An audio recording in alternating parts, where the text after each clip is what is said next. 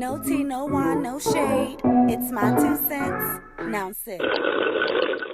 Welcome, welcome, welcome to an all new episode of My 2 Cents and a Sip podcast.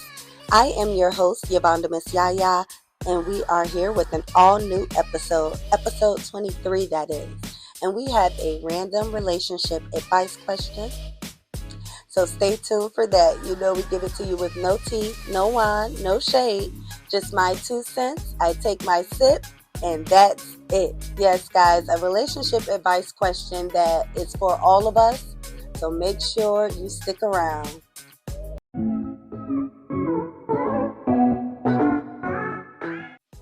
All right. So our random advice question is, can there be trust in a relationship with social media? And how can I set boundaries for liking and following? No tea, no wine, no shade. Let's get into it.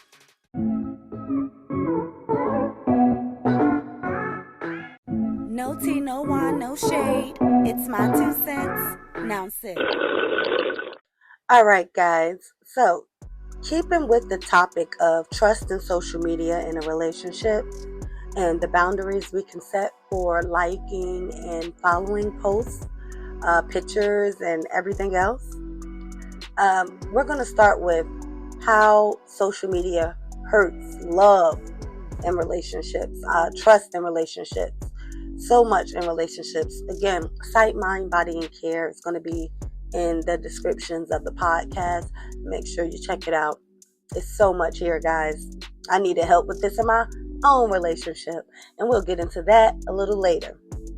So, the ways that social media can hurt a relationship and cause a lot of damage in a relationship is because it causes a distraction. Okay? A lot of us suffer from FOMO. And if you don't know what FOMO is, that is fear of missing out. And trust me, guys, I have it too. This is where the excessive swipe comes in, where we pull out that phone, we start swiping and just swiping, no swiping. And everything around us actually disappears and we're just swiping. And we come out of it with someone saying something to us, asking us something, and we're like, oh my gosh, because we're so distracted by this FOMO that's in these social media sites, okay? Whether it's a picture, whether it's a story, whether it's an AI story, whether it's, a guy that looks good with sweat glistening off his chest, whether it's a song that comes on, whatever it is, it distracts us, guys. And that's something that we have to learn how to put the phone down and go back to our times where we didn't have a phone.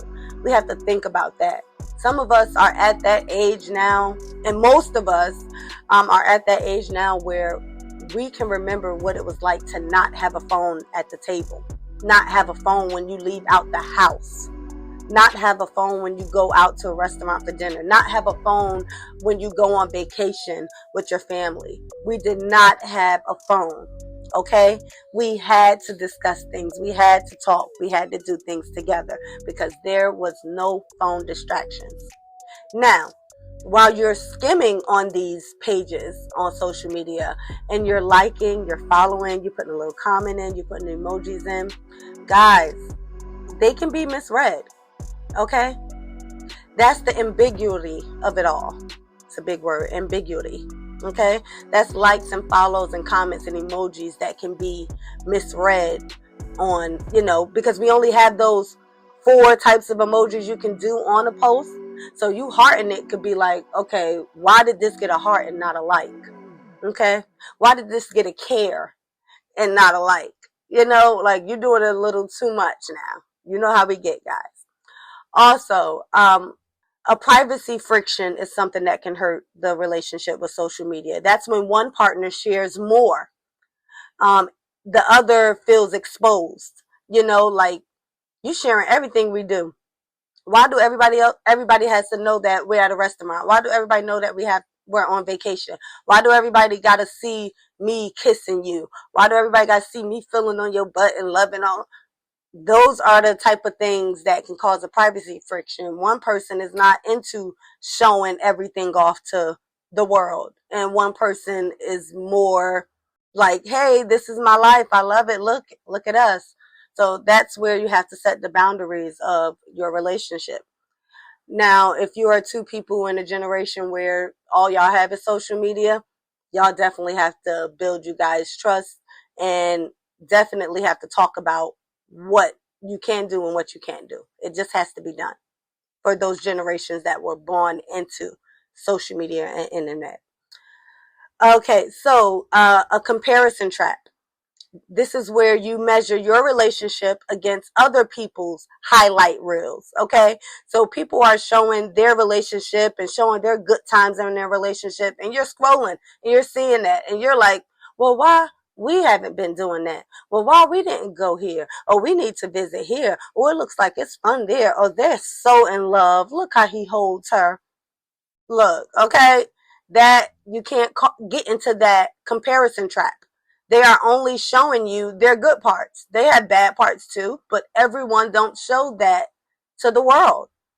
So don't think that they're not real and don't have real life situations because you're measuring your relationship to the highlight reels of their good parts of their relationships. And hey, you don't want us showing our good parts because you don't want the world to see everything, right? So how you comparing? No tea, no wine, no shade. And the last thing, of course, we had the distraction. We had the ambiguity, which is the likes and following and emojis that can be misread. We had the comparison trap, where you compare your relationships to other relationships. You have the privacy friction, when one partner shares more and the other partner feels exposed. And now the last is the rumination loops. Rumination loops, that's rereading posts, checking last scenes, replaying a comment in your head. Okay, guys? You're thinking about this post that you seen that had all this inspirational stuff about relationships, told you how your man should be and how he should treat you. And you're just, rereading it. Okay? Just keep replaying it through your head. Like, yeah, you need to do what that lady said to do on that video. Okay? A comment someone put on your video of you in your relationship, and they put, oh yeah, bro, he wasn't treating you like that yesterday, or anything. You can replay that in your head, like, oh, he wasn't. Oh, okay, so what were you doing? That is causing rumination loops, okay, in your relationship. You're bringing up something that you saw online that someone commented on your page, and yes, when they comment, y'all, everyone can see it. So that's something you're going to bring into your relationship, because not only I seen this, a lot of other people seen this. So now I need to see what's going on. We have to know the ways that social media can hurt us. And with these 5 ways, guys, make sure you set the boundaries in your relationship. I don't care if you've been together 10 years. I've been together 20 years, my man, okay? And we still have boundaries that we need to set. No tea, no wine, no shade. We're going to get into how social media can help, guys.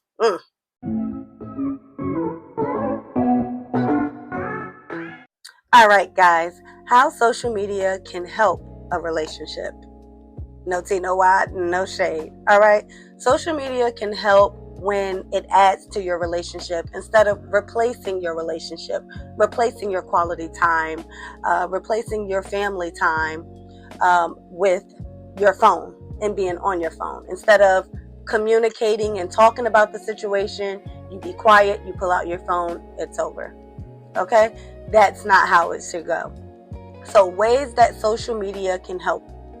Stay connected during busy days. Okay, so you're at work all day, and then after work you have things to do as well with the family, and you don't really get that time to sit down and talk or even be together until it's almost bedtime. Okay, what you can do with social media throughout the day when you're busy is send a quick check-in.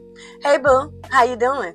Send a gift to your mate that says I love you, a funny video from a show that you always watch together, funny comment. I know I did this with my husband the other day. We watched The Neighborhood, and there's something on The Neighborhood that we always laugh at. And one morning out of the blue, I just sent it over to him like, hey babe. And then I sent the quote from the show, and he was laughing so hard. When we finally talked on lunch break, he said he was crying. He did not even expect that. He was cracking up laughing. But that's ways that you can stay connected during busy days. Send a little, those messages that you commenting on or you looking at, send it over to your mate to uplift them. Not sending a video of, oh, this is the man you should be, you know, or this is the woman you should be, or this is how you should treat me. Send good things, guys. Check in, just say how you're doing. You know, anything that goes a long way, that lets them know that you're thinking about them at that time.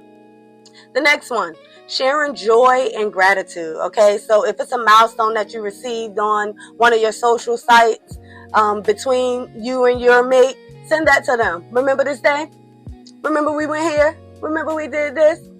Okay, affirmation posts are always good, or just affirmations. Okay, you got a man and you want him to stay strong, and you see all these things happening to, you know, our black men in the world. Send a good affirmation to your mate. Woman as well, send a good affirmation. Okay, both of you guys can do that, and it works with both of you guys doing that, not just you. So if you send it, start sending it a little more. Even if you're not receiving them, send them a little bit more. Give them some time to build that repetitiveness. Like, okay, this is what we do now. This is what we do every day or a couple times a week. So make sure you guys share joy and gratitude. The next one, maintaining long distance closeness. Okay, of course you can always call. You have those breaks throughout the day. Make sure you use those breaks wisely. Check in with your mate. And it's not always a check-in where what you're doing. It's a check-in where I miss you. Okay? Start with that. I miss you guys. That goes a long way. Okay? And that's both ways. If you're going to share a photo or take a photo of yourself, share that photo to your mate. That's a good one too. I did that one day. Took a photo of myself, a selfie, and I thought I looked real cute in it, and I sent it to my boo. Yes, I got me some hearts and stuff. Okay, thank you. Do that, y'all. Share routines. Okay, it becomes a routine when you share more, and that's maintaining the long distance of it. If you do have a mate that's out of town a lot or gone a lot, working 3 or 4 days if they're in the medical field, things like that works. And lastly, learning together. Okay, sharing and saving healthy communication resources. Like I said earlier, that can go also with staying connected, or if you're going to share joy. So healthy communication, again, telling them that you love them, sending them affirmations, checking in on how they're doing, just ways to be healthy, working out together. Let's go to the gym. Let's eat this way. Let's try this new recipe. Things on social media that you find that is healthy. This new food that came out, or someone made this grilled cheese sandwich this way.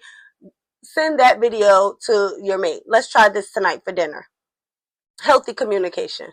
Let them know you're using social media with them in mind. No tea, no wine, no shade. Yes, yes, guys. This makes the trust last longer. Mind, Body, and Care is the site. Again, make sure you guys check it out. And now we're going to get into my 2 cents on this topic. All right, guys, as you know, My 2 Cents in a Sip podcast is streaming on all your major podcast platforms. You can also email in your random advice, anonymous questions to info@YaVonda.com. Check out the latest episodes streaming. And also to learn more, check out YaVonda.com. No tea, no wine, no shade. It's my 2 cents. Now sit. Now we're going to get into boundaries that we can set without it being a controlling situation. It's boundaries that we all can agree on. So, again, guys, like I said, I have went through this in my relationship as well, whether I was the one liking too much or whether he was the one liking too much, or commenting too much, posting too much, and not sharing with each other. We definitely had to set boundaries in our relationship for sure. We are still together, and those boundaries have definitely been working out. I told you some of the things we started sharing: affirmations, sharing shows, sharing comments, and checking in with each other. So that's what my situation has grown through. Okay, Through COVID, through the shutdown, we were, too much together all the time. And we had never been together that much. Okay. We always go to work, but during COVID shutdown, we did get in trouble with our relationship, with the likes and the comments and the, sharing attention from others on the outside. So we had to sit down and decide if we wanted to continue this relationship, what boundaries we had to set. And we set those boundaries with the phone. We set the boundaries with the likes and comments. We blocked a couple people. We had to set those boundaries because, hey, we love each other and we want this to work. So here on Mind, Body, and Care site, it has here what are healthy boundaries we can set without controlling each other. So the first one is, and again, these are things that you have to share, not just one person agree, both have to agree. And if you're not agreeing, why? Or bye. Okay? So the first boundary is time boundaries. Okay? Make sure you guys set a boundary where you guys don't need to be on the phone no more. Okay? You should not be scrolling after midnight or after 10 o'clock or, when the kids get home from school. Pick your time boundary where there's no phone. If we're eating dinner all together, no phones. Everyone put their phone down. You have to set these boundaries, guys, with your family and your mate. Okay? It starts from you guys and it trickles down to the kids. So you have to set those boundaries. Okay? The next boundary is privacy boundary. The privacy boundary is what you can post, what stays private, and what needs consent. Okay? Even if you check in. I'm going to post this. Should I post this?